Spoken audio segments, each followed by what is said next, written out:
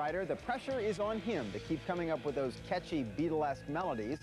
And in typical Gallagher fashion, Noel's not shy about expressing his own musical tastes. I don't think music should be clever or be avant-garde or artistic. I hate art in music.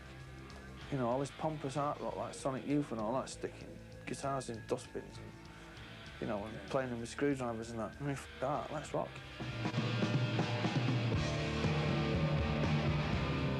When you first started writing, I think it was you were like 11 or 12 when you wrote your first song or something.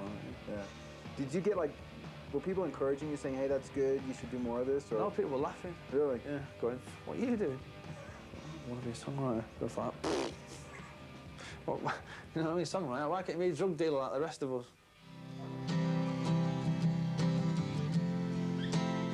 If I don't have to write lyrics, I have to go away sort of on my own with a suitcase somewhere and just sit somewhere silently with a pen and a piece of paper. Slip inside the eye of your mind. Don't you know you might find a better place to play? Do you think you're getting better as a lyricist? Oh no. I started off really, really good. And then I came slightly above average, and then I went to average, and then I went slightly below average, and now I'm just rubbish. Oh, we're kind of coming. Yeah, we're going down now. We're going down. We're going down to an album of instrumentals.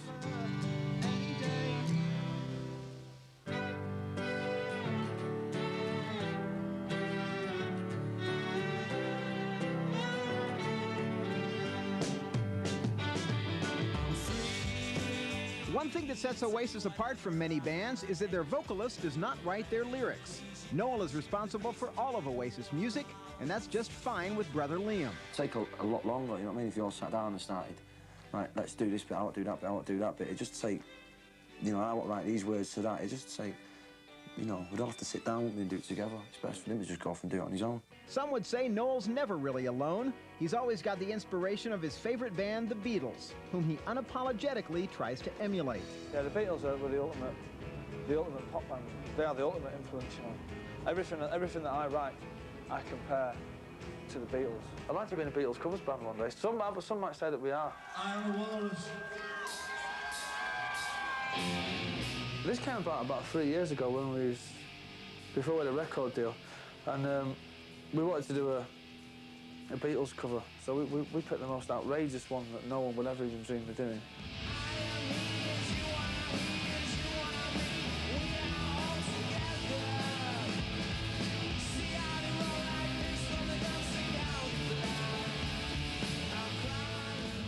People go, it's going to attempt to play I'm the Walrus.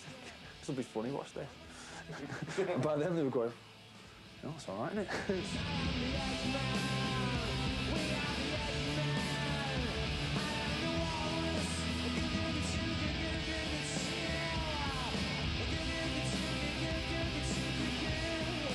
I've heard all the comparisons with the Beatles. Right. I think they're better. Beatles comparisons? What do you think about these Beatles comparisons? On the Beatles. Yeah. Oh, yeah. Oh, yeah. Beatles, wow. Not in the same league. Oh, I don't think they sound a thing like the Beatles. I think they're trying to rip them off, and it's just a trendy thing. Noel and company don't shy away from such accusations. In fact, they've even gone as far as borrowing some Lennon-McCartney references in the studio, sometimes blatantly.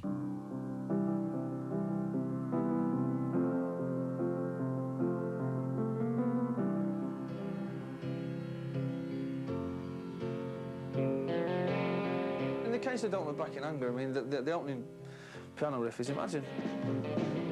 Slip inside the eye of your mind. Don't you know you might find a better place to play? I suppose 50% of it's put in there to wind people up. Yeah. And the other 50% is saying, look, this is how songs like Don't Look Back in Anger come about, because they're inspired by songs like Imagine. Right. And whatever people may think, there is some kid out there somewhere, some 13-year-old kid, he'll read an interview and say, Imagine. Well, I've never heard that song. And he might go and buy the album, you know what I mean? Can I ask about the mystery that everyone wants to know about the Champagne Supernova video, the help thing at the end? I thought he was going to write hello, but he can't spell hello because it's got 2 L's in, so he wrote out help. Which I thought was quite touching, because he does need help. Out of it. I need help.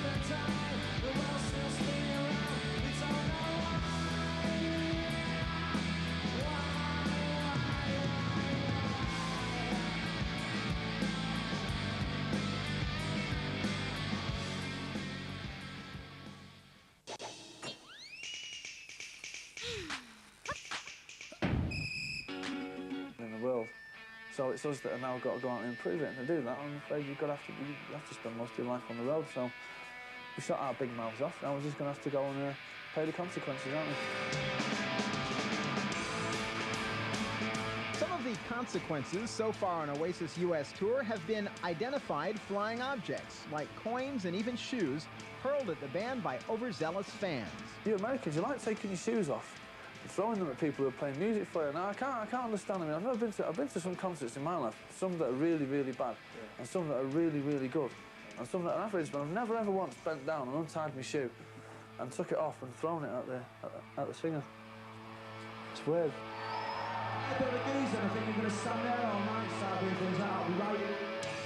Oasis aren't having any of it.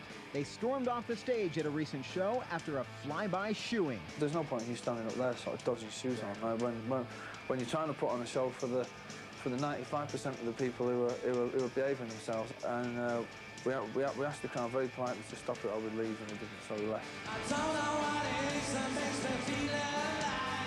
I don't know how to win the things that sleep me outside. I only want to see the light that shines behind your eyes. When I'm allowed to do the job, I think's good, yeah, I'm happy. But when I'm not allowed to do the job, I'm not happy. Meaning like when you get... Meaning like when I'll go on and do 4 songs and come off with a shoe coming out of my ear. Oh, right.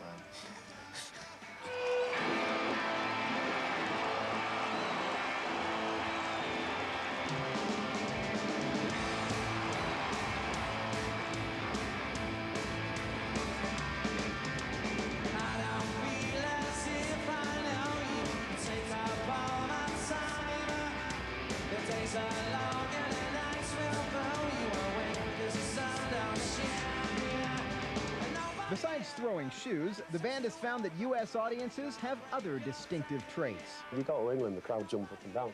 They go side to side. You go to America and they just fly over each other's heads, you know what I mean? They do a bit of that.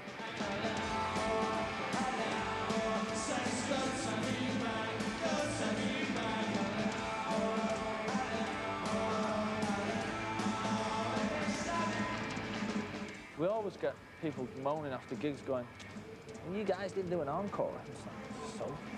Oh, you only played for an hour or something. It's like, so? What more do you want for $10 however much it is, you know what I mean? Like, what do you want, blood?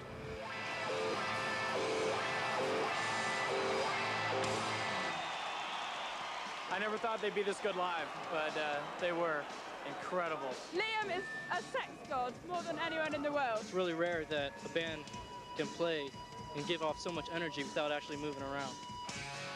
When you guys go out and play night after night, do you sort of get tired of the same material, and are you anxious to do new songs? No? Because you can always play it better. Even Supersonic, first song we had, do you know what I mean? You can always play a certain song better.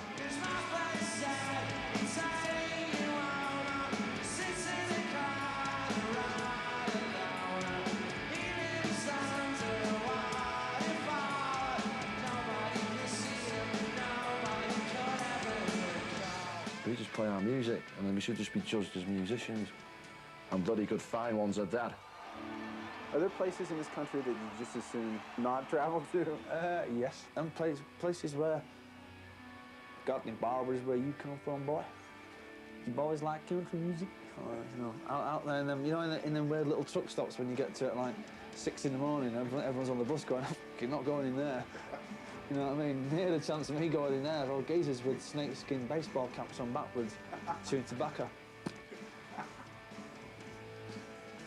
Where in the hell did you get that accent from?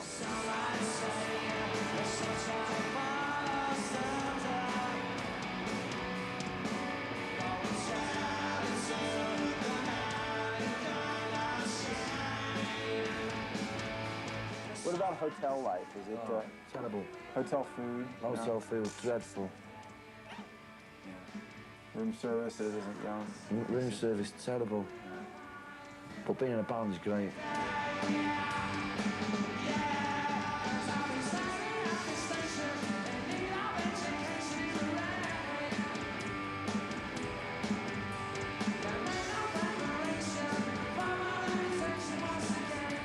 Oasis have set their sights on the future, with more touring planned and a new record sometime next year. That is, if they make it to next year. A year from now, it'll be be a new album. I reckon. Or at least a new single, and we'll be in the studio hopefully a year from now. Fretting over what the next record's going to sound like in the studio, fighting and arguing, and splitting up, of course, you know. I've left once. Yeah. For a long period? A couple of weeks. Shouldn't have come back. Biggest mistake I ever made was coming back. Because Morning Glory would have been my first solo album. Man, I'd have had all fucking money.